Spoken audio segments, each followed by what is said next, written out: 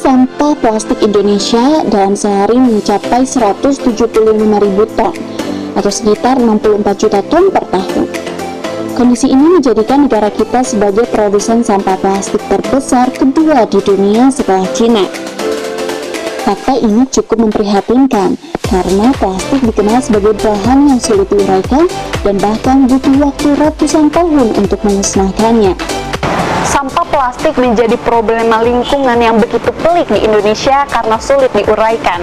Karenanya, kita sangat berterima kasih kepada pihak yang dapat memanfaatkan sampah plastik tersebut.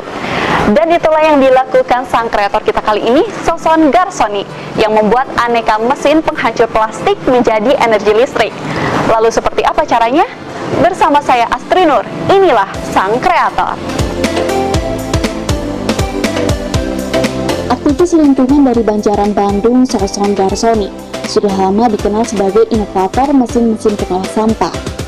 Berbagai alat telah ia ciptakan dari limbah sampah yang tak bermanfaat menjadi energi yang terbarukan. Sekarang, alumnus IPB ini tengah mengembangkan mesin pemusnah sampah plastik menjadi energi listrik dengan metode pyropolis. Pak Sonson. Iya, Astri. Apa kabar, Pak? Alhamdulillah, baik, terima kasih. Nah, Pak, kenapa sih mesti listrik gitu? Oh ya, karena listrik itu peradaban masa depan akan bergantung semua kepada listrik. Mobil listrik, motor listrik, sepeda listrik, termasuk masak-memasak. Itu nanti akan bergantung kepada listrik. Iya. Nah, katanya kan Pak, listrik yang dihasilkan di sini itu berasal dari sampah plastik. Oh ya, benar. Apa sih Pak yang melatar belakangi Bapak kenapa gitu bisa-bisanya gitu menciptakan ide menggunakan sampah plastik untuk menjadi dihasilkan sebagai energi listrik? Ya, karena kita menyadari bahwa sumber bahan bakar dari fosil itu makin terbatas. Di lain pihak ada masalah lingkungan. Listrik tidak bisa diurai secara alami dalam waktu cepat. Maka kita bisa memusnahkan sampah plastik hanya beberapa jam saja menjadi gas. Gas itu kemudian menghidupi generator menghasilkan listrik. Maka dengan dimasukkan on grid ke jaringan PLN, kita bisa menggunakan alat peralatan itu semua berbahan dasar dari sampah plastik. Oh, berbahan dasar. Benar. Saya boleh lihat-lihat nggak yang lain alat-alat yang Oke, lain nanti dari kita sampah plastik? lihatkan juga bagaimana menghasilkan listrik dari sampah plastik kan? Ya. Oke. Terima kasih. Baik, mari.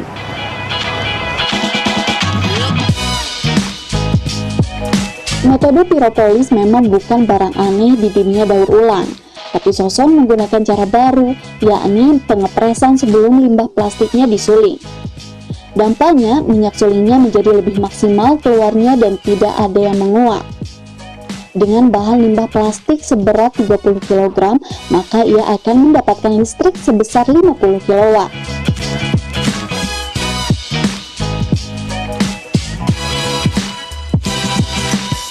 Berbeda dengan sistem pyropolis di tempat lain, jenis sampah plastik di tempat Soson ini bisa dari jenis apa saja dan tak perlu dipilah.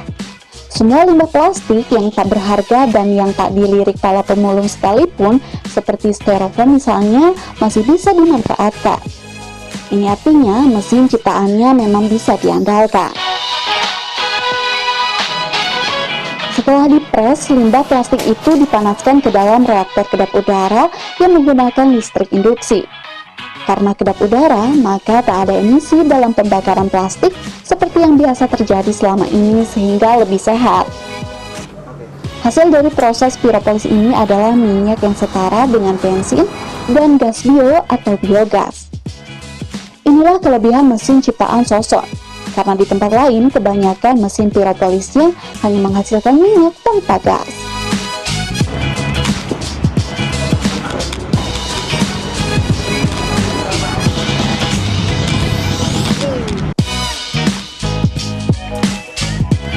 Dua produk daur ulang ini, minyak dan gas, dipakai Soson semuanya untuk menghidupkan genset hibrid miliknya yang berkapasitas 5 kW. Dan ternyata diesel ini menyala. Nah Pak, tadi kan kita udah nunggu nih 3 jam. Setelah itu gimana? Setelah gitu kita sekarang buktikan aja Bu, bahwa tandanya ini berhasil enggaknya mengeluarkan gas. kita jangan terpacu dengan suhu. Sekarang sudah udah naik lagi jadi 152. Tadi sudah 142 kan, sekarang 152 udah naik 10. Terus kita buktikan dari sini, setelah kita buka ini dibakar. Wis, keluar api. Betul, tandanya ini udah gasnya berarti udah ada sin gasnya. Kita tutup lagi. Nah, sekarang kita membuktikan untuk ke genset, Bu. Nah, genset ini ada alurnya, udah plastik sebagai membran, itu kan udah dibuka.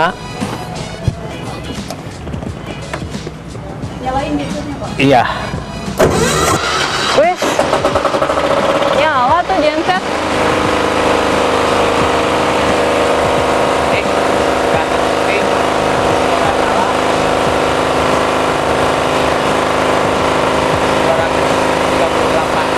Listrik yang dihasilkan generator ini lewat inverter dialirkan soson ke jaringan PLN. Alhasil sampah plastiknya itu bisa menghemat biaya tukang listrik PLN. Fenomenal. Kita bisa mengurangi token PLN ya. Misalnya kita biasa membeli satu hari menghabiskan 50 kWh.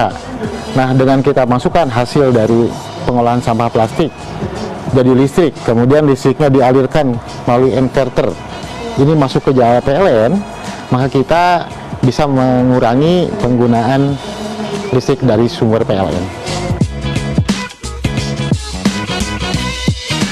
Apa yang dilakukan sosok ini secara tidak langsung telah mengedukasi masyarakat untuk memanfaatkan limbah plastiknya menjadi energi listrik dengan cara yang cerdas. Konsekuensinya, orang harus mengeluarkan dana karena rangkaian mesinnya yang cukup rumit untuk pembuatannya membutuhkan biaya. Ya, dengan adanya edukasi ini diharapkan banyak orang yang tahu. Memang memerlukan investasi ya, harus ada reaktor pirolisis, ada generator, sehingga memerlukan modal. Tetapi ke depan semua masyarakat bisa melakukan pembangkitan listrik sendiri menggunakan jala PLN sebagai sarana untuk kita mendapatkan listrik.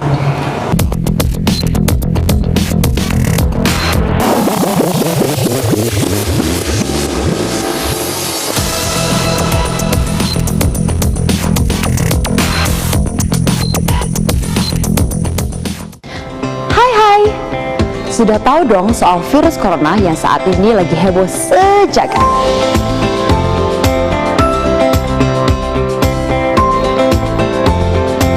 Virus corona atau yang dikenal juga dengan novel coronavirus adalah virus baru penyebab penyakit saluran pernafasan. Virus ini masih satu keluarga dengan virus penyebab SARS dan juga MERS yang sangat disayangkan sampai saat ini belum tersedia vaksinnya. Jadi kita perlu waspadai gejala klinisnya. Gejala klinis virus corona diantaranya adalah demam, batuk, gangguan pernafasan, sakit tenggorokan, letih, dan juga lesu. Mudah, lakukan 3 langkah cegah. 1. Tutup mulut saat bersin atau batuk kalau perlu menggunakan masker ya. 2. Cuci tangan hingga bersih menggunakan sabun atau menggunakan cairan antiseptik. 3. Jaga kesehatan dengan perbanyak mengkonsumsi buah dan sayur, serta hindari mengkonsumsi daging setengah matang dan rutin berolahraga.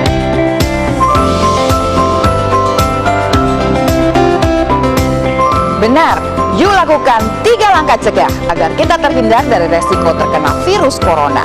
Tutup, cuci, jaga.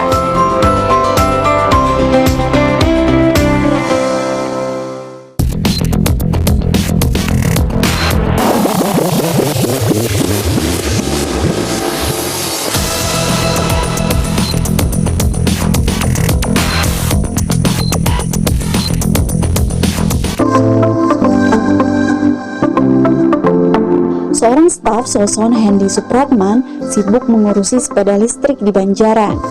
Ia sedang mencoba mengisi baterai sepeda tersebut dengan listrik dari limbah plastik.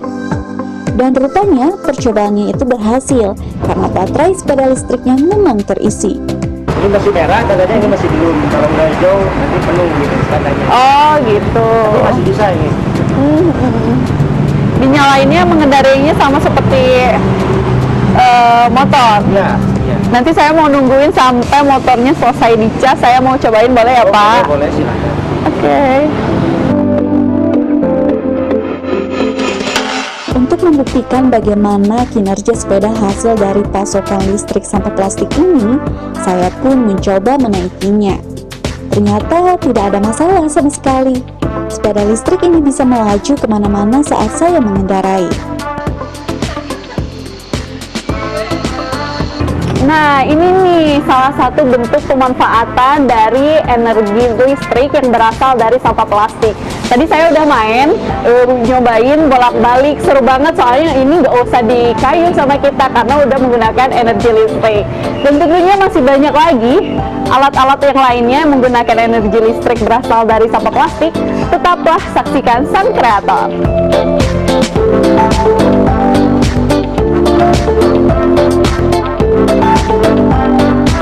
Selain bisa untuk menjalankan sepeda listrik, energi dari sampah plastik juga bisa digunakan untuk memasak. Ini dibuktikan murid PKL di tempat Soson yang memasak aneka makanan dengan Magicom. Uniknya, Magicom punya Soson ini bukan hanya bisa untuk memasak nasi, tapi juga bisa dipakai untuk merebus dan menggoreng. Kelebihannya apa sih? Ini kan di pasaran juga udah banyak nih yang menggunakan rice cooker, yang menggunakan energi listrik. Ini apa bedanya sama yang lain? Kelebihannya apa sih? Ini kelebihannya serbaguna Kak, Oh, serbaguna. dan listriknya juga bukan dari listrik PLN Kak. Oh, listrik. Dari listrik yang sampah plastik plastik, tadi. Wah, jadi ini juga selain kita bisa masak serbaguna di sini, tapi juga kita berupaya untuk menjaga lingkungan karena ini listriknya dari sampah plastik tentunya. Karena memasak dengan Magicom dan bukan dengan kompor listrik, maka pemakaian dayanya menjadi lebih hemat. Bahkan bisa beberapa kali lebih hemat jika dibandingkan dengan gas LPG. Selain itu, memasak dengan Magicom menurut Soson juga lebih bersih dan bisa dilakukan di kamar tidur. Nah, Pak, apa sih keunggulannya pakai produk Magicom yang udah dimodifikasi ini? Ya, itu untuk membantu masyarakat luas ya, agar bisa lebih murah memasak. Karena semua kegiatan masak bisa dilakukan oleh alat modifikasi ini, maka memasak lebih bersih. Bisa di dalam kamar, kemudian lebih murah. Karena kalau kita menggunakan listrik masak 1 jam, itu ini hanya 350 watt, berarti 0,35 kWh. Sedangkan tarif PLN itu 1 kWh itu Rp1.500. Jadi memasak 1 jam itu cukup dengan Rp500. Kunci dari Magicom unik milik Soson adalah kreativitas dan modifikasi. Bersama stafnya, ia membongkar perangkat memasak ini menjadi alat yang multifungsi. Ternyata, komponen yang mereka ganti adalah sekring pemutus arus panas. Pertama-tama kita siapkan alat-alat, semuanya ada di pasaran sekarang. Ini ada spool kabel. Ya. Kalau umpamanya susah nyari spool kabel, itu bisa nggak usah pakai juga bisa. Oh ya. Pertama-tama kedua itu dulu seperti ini Bu, ada yang dari tokonya Ya. dibuka, biarin segelnya rusak juga karena Oh, ya. garansinya garansi kami.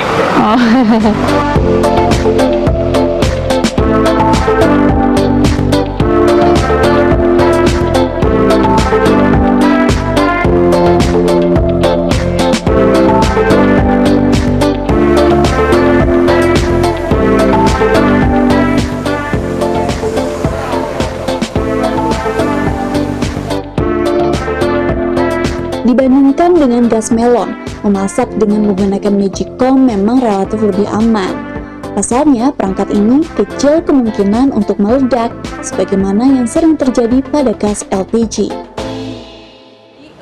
Kenapa sih Pak kita harus beralih ke teknologi berbasis listrik ini daripada gas gitu? Karena lebih praktis dan lebih murah. lebih praktis dan lebih murah tentunya pemirsa. Ibu-ibu tidak usah takut untuk memasang LPG, takut meledak, tidak ada. Ini terjamin. Kemungkinan resikonya sangat Resikonya kecil. sangat kecil.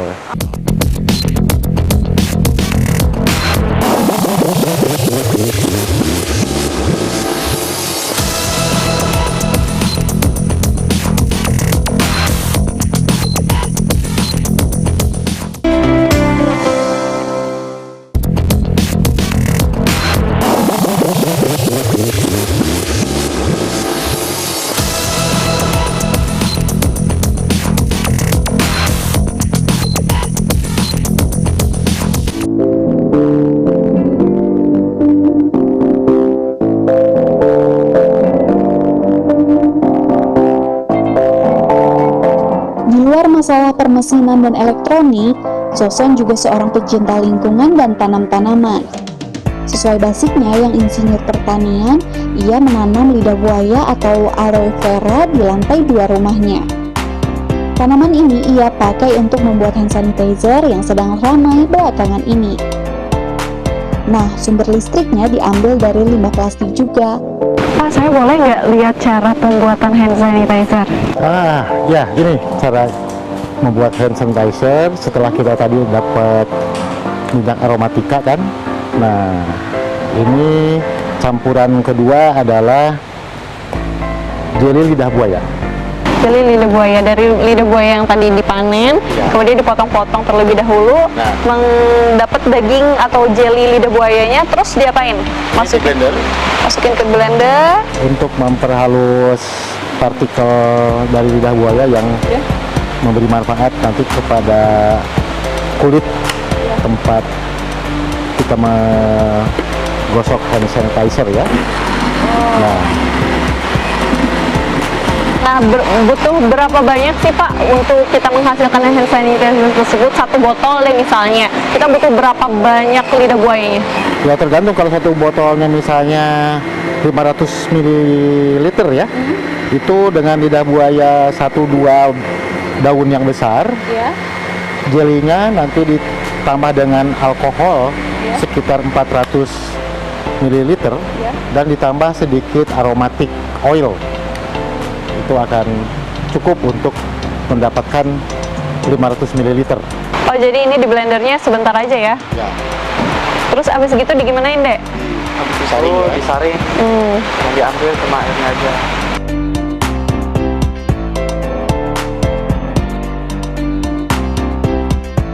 Selain aloe vera, diperlukan campuran minyak cengkeh dengan alkohol pada pembuatan hand sanitizer. Namun, untuk bisa membunuh virus, maka kandungan alkoholnya menurut Soson tidak boleh kurang dari 70%. Tujuan akhirnya agar alkohol yang terkandung dalam hand sanitizer itu minimal di 70%. Itu yang menurut penelitiannya bisa efektif membunuh virus. Jadi, kalau kita memiliki kondisi ada risiko virus ya, dengan menggosok pakai hand sanitizer menjadi aman. Proses pembuatan hand sanitizer dengan lidah buaya relatif tidak terlalu memakan waktu. Saya bahkan bisa langsung mencobanya. Ini hand sanitizer bisa langsung digunakan ya? Saya gunakan. Yakin, Pak? Ya, Harum nih pemirsa. jangan dimakan. Ini dengan bahan aromaterapi tadi dari cengkeh dan juga ada aroma sari-sari buahnya, soalnya etanolnya juga dari sari-sari buah ya. Sekarang saya teteskan ke tangan saya supaya aman. Karena tadi saya perjalanan udah jauh, banyak virus-virus di jalanan, Pak. Resiko. Oke. Ini bisa langsung kan dipakai kan? Wah, harum. Pembuatan hand sanitizer memang tidak sulit dan bisa dilakukan siapa saja. Namun kelebihan di tempat ini adalah karena mereka menggunakan energi listrik dari limbah plastik. Oke. Coba muncul gak? Sip. Cobain lagi pemirsa. Hop, hop, hop. Wus. Muncul lagi. So, Bapak juga coba ya. Harum. Harum cengkeh. Nah pemirsa, buah-buahan. jadi deh ini hand sanitizer-nya. Anda bisa membuatnya sendiri di rumah dengan bahan-bahan yang mudah ditemui tentunya. Lidah buaya, aromaterapi sesuai selera, dan juga campuran alkohol. Ya.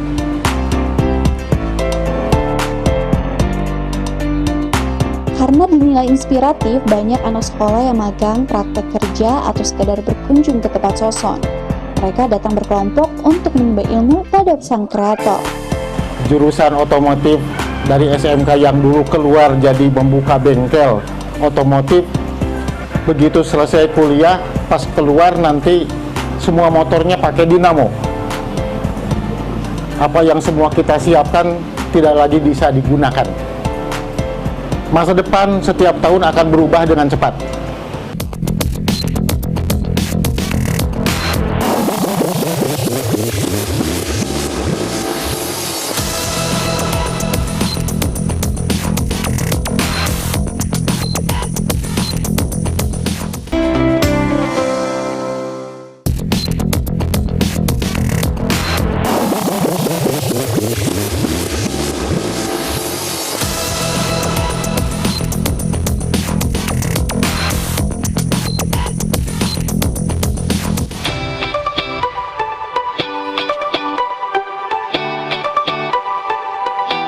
Selain sampah plastik, Soson juga mengolah sampah organik menjadi energi listrik.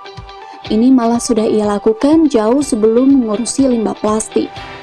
Pasalnya, limbah organik adalah penyumbang terbesar volume sampah di Indonesia. Halo Kang Hilman. Hai. Nah, Kang Hilman lagi bikin apa nih? Saya lagi ini crushing atau mencacahan untuk sampah organik yang biasa-biasa ada di rumah tangga. Nah, iya Kang Hilman ini pemirsa yang sedang mencacah sampah organik yang nantinya akan menghasilkan biogas yang untuk menghidupi kompor dan juga genset ya. Ya, betul. Proses pengolahannya diawali dengan pencacahan limbah organik dalam grinder. Setelah itu, limbah yang sudah hancur dialirkan ke dalam digester dan difermentasikan. Gas yang dihasilkan dimurnikan dalam purifier, ditampung ke dalam kantong besar, dan kemudian menghidupkan generator via inverter. Lalu seperti apa Kang ini kerjanya? Ya, untuk proses pertama sih kita harus memilah sampah terlebih dahulu. Untuk yang organik khusus ke sini kita grinder, cacah, nanti masuk ke si bak penampungan ini. Setelah bak penampungan nanti masuk ke reaktor utama biodigester ini. Nah, dari sini ada masa fermentasi minimal selama 21 hari. 21 hari. Setelah itu nanti ada melewati pemurnian itu. Pemurnian itu untuk memurnikan si gas metana dari si misalkan H2S, CO2. Setelah murni baru kita tampung. Ada penampungan balon. Nah, dari situ baru kita distribusikan bisa ke kompor, terutama untuk si menyalakan genset ini. Dengan limbah organik seberat 75 kg, Soson bisa mendapatkan listrik dari genset sebesar 5.000 watt. Listrik ini on-grid atau nyambung ke jaringan PLN sehingga ikut andil dalam penurunan biaya rekening PLN. Kan tadi udah terbukti ya, bisa menyalakan sebuah lampu. Iya. Nah, dan juga menghidupi seluruh rumah yang ada di sini ya. Iya, betul. Nah, menurut Kang Hilman sendiri, ini apa sih udah berdampak belum terhadap masyarakat kebermanfaatan adanya pemanfaatan sampah organik ini terhadap kehidupan masyarakat? Kalau khususnya untuk sampah organik sendiri harusnya emang setiap individu kepala rumah tangga juga bisa mengolah si sampah organik tersebut minimal menjadi kompos. Nah, kalau untuk seperti biodigester ini emang dikhususkan untuk beberapa kepala rumah tangga. Meski terbukti bisa dimanfaatkan untuk menjadi energi listrik, sejauh ini memang masih sedikit orang atau lembaga yang mau mengolah sampah organik seperti di tempat Soson ini. Kondisi inilah yang seringkali membuat Sosong Garsoni merasa prihatin. Padahal ia telah meneliti dan mengedukasi sampah organik dan sampah plastik bisa diubah menjadi energi listrik. Sampah plastik dan sampah organik terbukti dapat menghasilkan energi listrik yang dapat mencukupi kebutuhan energi rumah tangga. Semoga sang kreator kita kali ini dapat menginspirasi. Tetaplah berkreasi dan tetap menginspirasi. Saya Astri Nur, sampai jumpa di episode sang kreator selanjutnya.